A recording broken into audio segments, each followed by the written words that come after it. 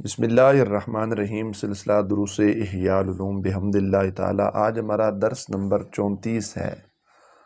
الحمدللہ 33 دروس ہمارے مکمل ہو چکے۔ حضرت الاسلام حضرت امام غزالی رحمۃ اللہ تعالی علیہ احیاء العلوم کے اندر دعا کے بیان کے اندر جو باب لے کر آئے تھے، تو پچھلے 2 درس کے اندر ہم نے دعا کے فضائل اور اس کے آداب کو ذکر کیا، تو وہی سلسلہ آگے بڑھاتے ہیں۔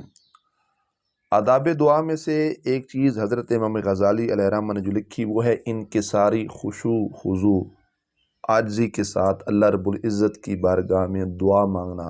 مانگنے کا بھی ایک ڈھنگ اور سلیقہ اور طریقہ ہونا چاہیے۔ جس طرح ایک بندہ کسی نوکری کے لحاظ سے کسی افسر کے پاس جائے نا، تو وہاں سے بعض دفعہ انسان کو دھکے بھی لگتے ہیں، لیکن بندہ بار بار وہاں جاتا ہے، کیوں؟ ایک امید ہوتی ہے انسان کو کہ شاید میرا کام بن جائے۔ تو اللہ کی بارگاہ میں آنے سے کبھی کسی انسان کو دھکا تو نہیں لگا، لیکن ہماری یہ کیفیت ہے کہ 2-4 دفعہ دعا مانگ لی تو ہم کہتے ہیں جی میں تو مانگ مانگ کے تھک گیا، اللہ مجھے عطا ہی نہیں کرتا۔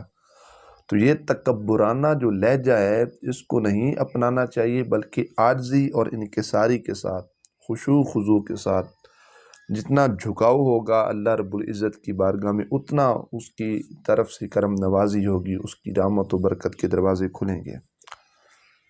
پھر یہ بات بھی ہے کہ گڑ گڑانا، اگر رونا آئے تو یہ بہت بہتر ہے دعا کے حوالہ سے، یا پھر اس جیسی کوشش اور انسان اپنے آپ کو کم تر سمجھے اور اللہ رب العزت جل وعلا کا محتاج سمجھے، اور بندہ اللہ رب العزت کی بارگاہ میں اس انداز کے ساتھ کیا کرے گا؟ دعا مانگے۔ آگے امام غزالی رحمۃ اللہ تعالی علیہ آپ ارشاد فرماتے ہیں کہ عقیدہ مضبوط ہو اور قبولیت کا یقین بھی ہو، پکے ارادے کے ساتھ، پکے یقین اور پکے عقیدے کے ساتھ بندہ اللہ رب العزت کی بارگاہ میں سے کچھ مانگے، اس کی بارگاہ میں دامن کو پھیلائے، پھر ساتھ قبولیت کا بھی یقین ہو کہ یقیناً جو دعا میں اللہ رب العزت کی بارگاہ میں کر رہا ہوں، یقیناً وہ دعا اللہ رب العزت اپنی بارگاہ میں قبول فرمائے گا۔ اس پختہ ارادے کے ساتھ جو دعا کی جائے، اس دعا کو بھی اللہ اپنی بارگاہ میں قبول فرماتا ہے۔ پھر جب تم میں سے کوئی دعا مانگے تو یہ نہ کہے کہ یا اللہ اگر تو چاہے تو مجھے بخش دے، یا اللہ اگر تو چاہے تو مجھ پر رحم فرمائے، بلکہ اس سے چاہیے کہ یقین کے ساتھ کیا کرے؟ دعا کرے، کیونکہ اللہ رب العزت پر کوئی زیر دستی کرنے والا نہیں ہے۔ انسان ایک یقین لے کر اس کی بارگاہ کے اندر جائے۔ اور پھر یہ بھی ہے کہ جب تم میں سے کوئی ایک دعا مانگے تو بہت زیادہ رغبت کا اظہار کرے، کیونکہ اللہ تعالیٰ کے ہاں کوئی چیز جو ہے نا وہ بڑی نہیں ہے۔ پھر اس کے علاوہ حضور نبی پاک صلی اللہ علیہ وسلم ارشاد فرماتے ہیں اللہ رب العزت سے قبولیت کے یقین کے ساتھ ساتھ دعا مانگو، اور جان لو کہ اللہ غافل دلوں کی دعا قبول نہیں فرماتا۔ جب دل غافل ہوا، دل کی توجہ اس ذات سے اٹھی، پھر نبی کریم علیہ السلام فرماتے ہیں پھر بندہ مومن کی دعا قبول نہیں ہوتی۔ تو پختہ یقین کے ساتھ، مضبوط عقیدے کے ساتھ اللہ رب العزت جل جلالہ کی بارگاہ میں دعا کرنی چاہیے۔ اللہ اکبر۔ حضرت سفیان رحمۃ اللہ تعالی ایک بزرگ ہیں، وہ بڑی پیاری بات کرتے ہیں۔ وہ کہتے ہیں تم اپنے نفس کی جس خرابی کو جانتے ہو، اس کی وجہ سے دعا سے باز نہ رہو، کیونکہ اللہ رب العزت نے مخلوق میں سے بدترین یعنی شیطان کی دعا کو بھی اپنی بارگاہ میں قبول کر لیا تھا۔ جب اس نے کہا تھا رب فانظرنی الی یوم یبعثون قال انک من المنظرین، جب اس نے اللہ سے مہلت مانگی تو یہ ایک التجا تھی، ایک دعا تھی، ایک تمنا تھی، ایک خواہش تھی، تو اللہ نے اس کو مزید کیا دے دی؟ مہلت دے دی۔ تو حضرت سفیان کہتے ہیں جہاں شیطان کے لحاظ سے اس کو اتنی مہلت مل گئی، تو بندہ بھی اگر کوئی گناہ کرے تو پھر وہ اس گناہ کو ساتھ لے کر اللہ رب العزت کی بارگاہ میں آئے اور صدقے دل کے ساتھ، صمیم قلب کے ساتھ بخشش مانگے، تو ضرور اللہ رب العزت کرم نوازی فرمائے گا۔ پھر آداب دعا میں ایک چیز ہے دعا میں مبالغہ کرنا، زیادتی کرنا، ایک لفظ کو 3 بار یا ایک دعا کو 3 بار تکرار کے ساتھ، یہ بھی اچھا عمل ہے۔ حضرت عبداللہ بن مسعود رضی اللہ تعالی عنہ فرماتے ہیں کہ رسول اللہ صلی اللہ تعالی علیہ وآلہ وسلم جب بھی دعا مانگتے تو 3 مرتبہ دہراتے، اور جب سوال کرتے تو 3 مرتبہ کرتے۔ تو یہ تکرار کے ساتھ یہ کلام کی پختگی پر دلالت کرتا ہے۔ تو حضور نبی پاک علیہ السلام کا یہ طریقہ 3 مرتبہ سرکار کیا فرماتے ہیں، دعا فرماتے ہیں۔ اور پھر یہ ہے کہ تم میں سے ایک کی دعا قبول ہوتی ہے جب تک جلدی کرتے ہوئے یوں نہ کہے کہ میں نے دعا مانگی لیکن قبول نہ ہوئی۔ اللہ اکبر۔ تو یہ کلمہ کبھی بھی اپنی زبان سے نہیں کہنا کہ میں نے دعا کی لیکن اللہ میری دعا کو قبول نہیں کرتا یا اللہ میری دعا نہیں سنتا۔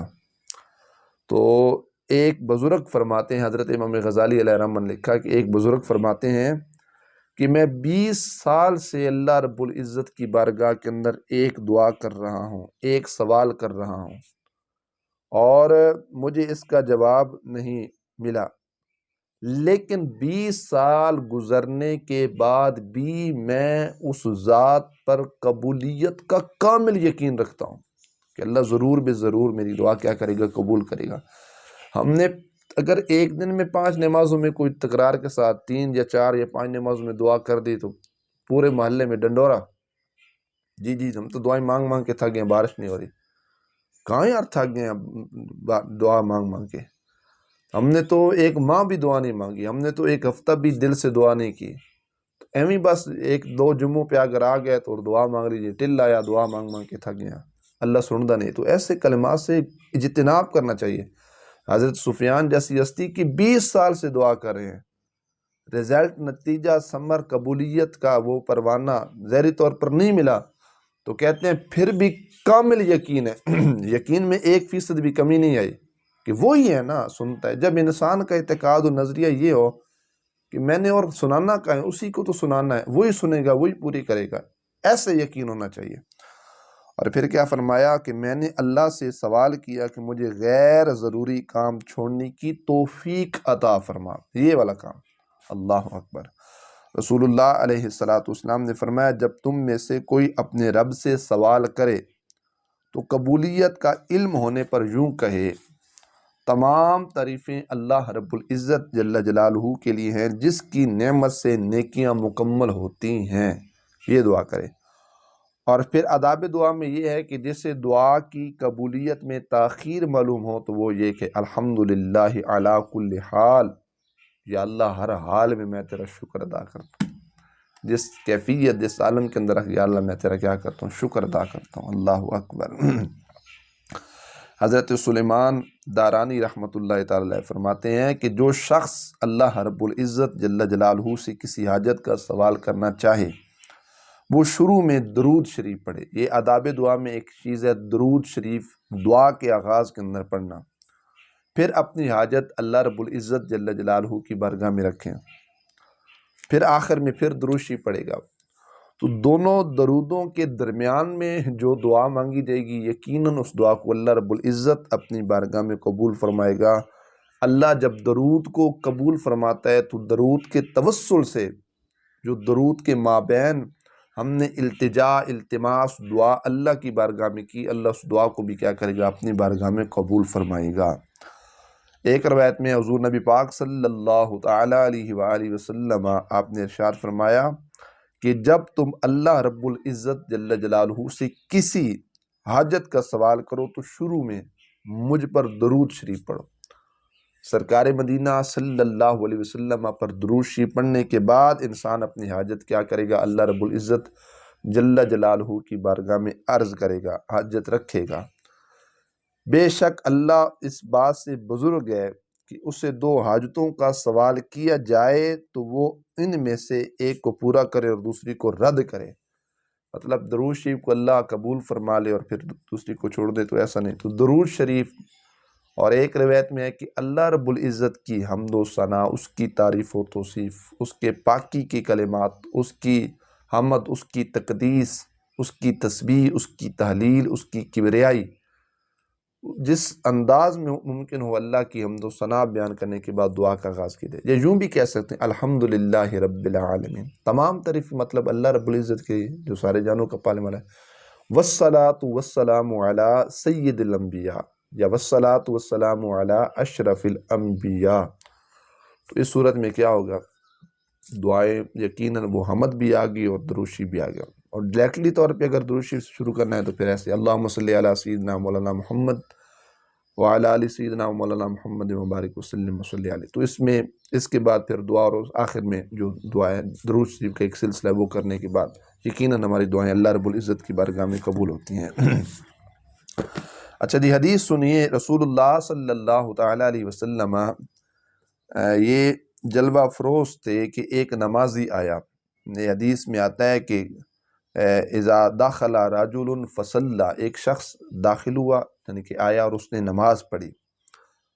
تو فقال، اس شخص نے کہا اللہم اغفر لی وارحمنی، اے اللہ مجھے بخش دے، مجھ پر رحم فرما.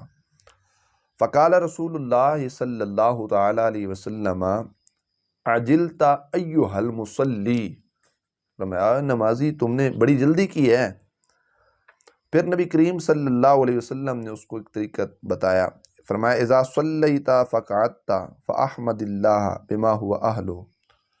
حضور علیہ السلام نے فرمایا کہ جب تو نماز پڑھے فقعدت، پھر تو بیٹھ جائے، پھر اللہ رب العزت جل جلالہ کی حمد کو، تعریف کو بیان کرے. وہ ذات اس کے یقیناً اہل ہے کہ اس کی حمد و ثنا، تعریف و توصیف کی جائے.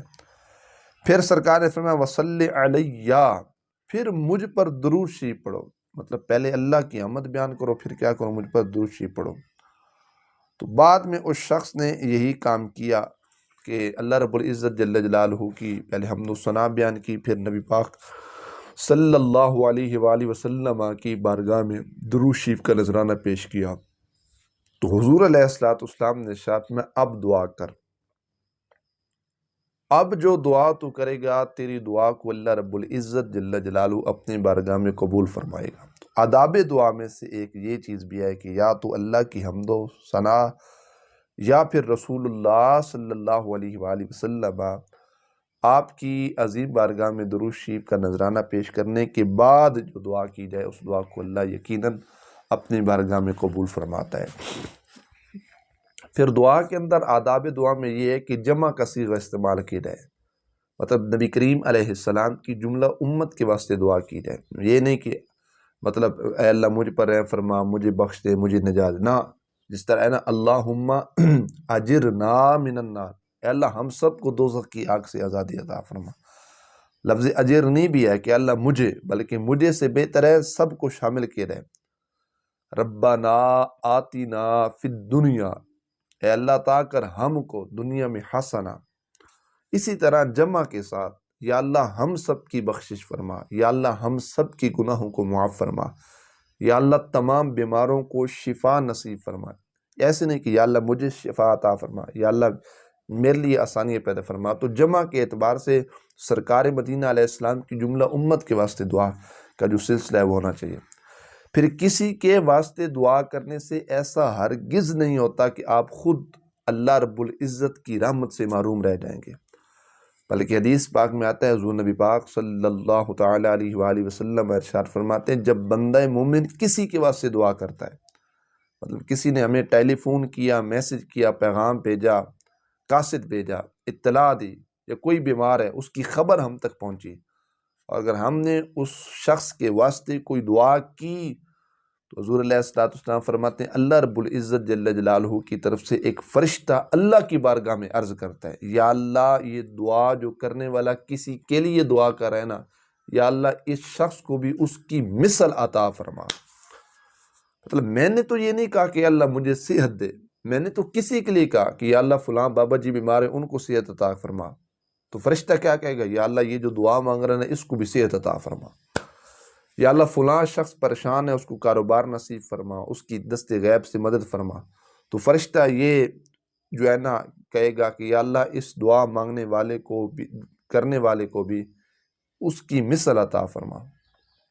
تو یہ ایک سلسلہ ہے کہ دعا اپنے تک محدود نہ رکھی بلکہ جمع کے اعتبار سے حضور نبی پاک علیہ السلام کی جملہ امت کو بھی اس چیز کے اندر، اس کار خیر کے اندر ضرور شامل کیجیے۔ اللہ عمل کی توفیق عطا فرمائے، اور اللہ رب العزت حضرت امام غزالی رحمۃ اللہ تعالی علیہ کی قبر انور پر اپنی کروڑوں اربوں خربوں بغیر حساب کے لا تعداد رحمتوں برکتوں کا نزول فرمائے، اور آپ کے علمی روحانی فیوز و برکات سے اللہ ہم سب کے سینوں کو مستفید فرمائے۔ وآخر دعوانا ان الحمد للہ تعالی رب العالمین، صلی اللہ علی حبیبہ محمد وآلہ وسلم۔